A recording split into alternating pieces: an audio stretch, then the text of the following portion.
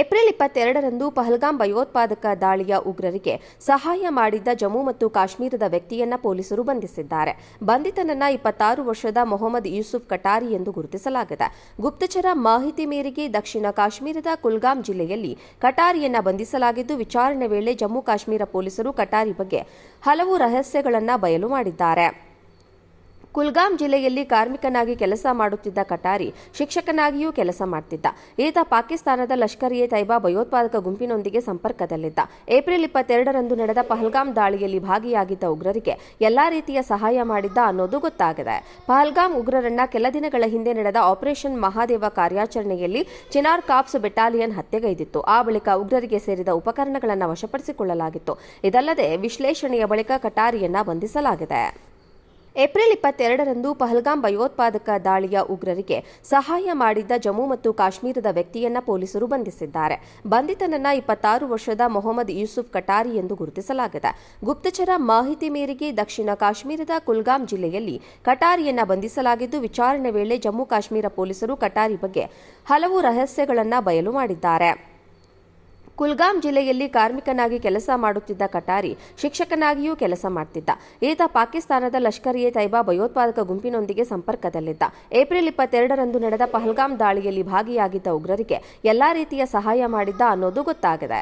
ಪಹಲ್ಗಾಮ್ ಉಗ್ರರನ್ನ ಕೆಲ ದಿನಗಳ ಹಿಂದೆ ನಡೆದ ಆಪರೇಷನ್ ಮಹಾದೇವ ಕಾರ್ಯಾಚರಣೆಯಲ್ಲಿ ಚಿನಾರ್ ಕಾರ್ಪ್ಸ್ ಬೆಟಾಲಿಯನ್ ಹತ್ಯೆಗೈದಿತ್ತು. ಆ ಬಳಿಕ ಉಗ್ರರಿಗೆ ಸೇರಿದ ಉಪಕರಣಗಳನ್ನು ವಶಪಡಿಸಿಕೊಳ್ಳಲಾಗಿತ್ತು.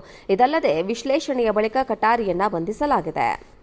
ಏಪ್ರಿಲ್ 22ರಂದು ಪಹಲ್ಗಾಮ್ ಭಯೋತ್ಪಾದಕ ದಾಳಿಯ ಉಗ್ರರಿಗೆ ಸಹಾಯ ಮಾಡಿದ್ದ ಜಮ್ಮು ಮತ್ತು ಕಾಶ್ಮೀರದ ವ್ಯಕ್ತಿಯನ್ನ ಪೊಲೀಸರು ಬಂಧಿಸಿದ್ದಾರೆ.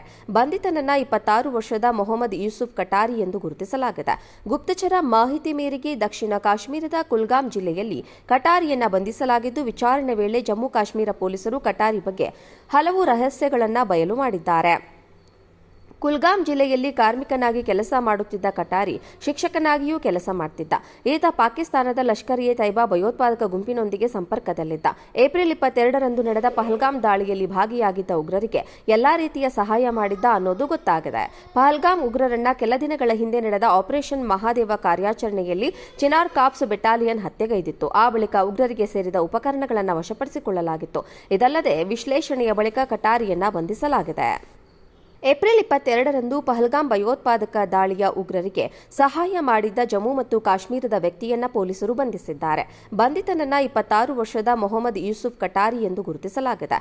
ಗುಪ್ತಚರ ಮಾಹಿತಿ ಮೇರೆಗೆ ದಕ್ಷಿಣ ಕಾಶ್ಮೀರದ ಕುಲ್ಗಾಮ್ ಜಿಲ್ಲೆಯಲ್ಲಿ ಕಟಾರಿಯನ್ನ ಬಂಧಿಸಲಾಗಿದ್ದು, ವಿಚಾರಣೆ ವೇಳೆ ಜಮ್ಮು ಕಾಶ್ಮೀರ ಪೊಲೀಸರು ಕಟಾರಿ ಬಗ್ಗೆ ಹಲವು ರಹಸ್ಯಗಳನ್ನು ಬಯಲು ಮಾಡಿದ್ದಾರೆ.